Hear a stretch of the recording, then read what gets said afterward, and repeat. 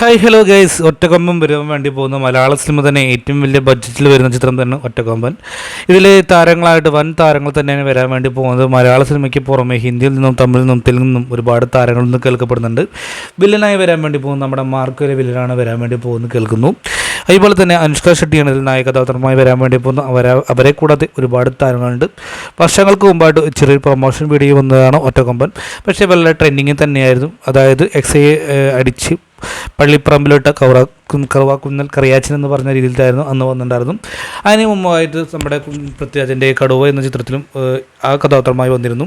പിന്നീട് അതെല്ലാ കഥയുമായി ഒരുപാട് വ്യത്യാസമുണ്ടെന്നും ഒറ്റക്കൊമ്പൻ തിരിച്ചും വരുമെന്ന് കേൾക്കുന്നു. അപ്പോൾ അങ്ങനെ ഒറ്റക്കൊമ്പൻ്റെ ഒരു ഫസ്റ്റ് ലുക്ക് പോസ്റ്ററല്ല, സുരേഷ് ഗോപി ലുക്ക് തന്നെ പുറത്തു വന്നിട്ടുണ്ട്. അതായത് 3 കാലഘട്ടങ്ങളിലാണ് കഥ പറഞ്ഞു പോകുന്നത്. അപ്പോൾ തീർച്ചയായിട്ടും അത് ചെറുപ്പമായിട്ടുള്ള കാലഘട്ടമാണ്. അപ്പോൾ ഒറ്റക്കൊമ്പൻ 2026 റിലീസ് പ്ലാൻ ചെയ്യുന്നത്.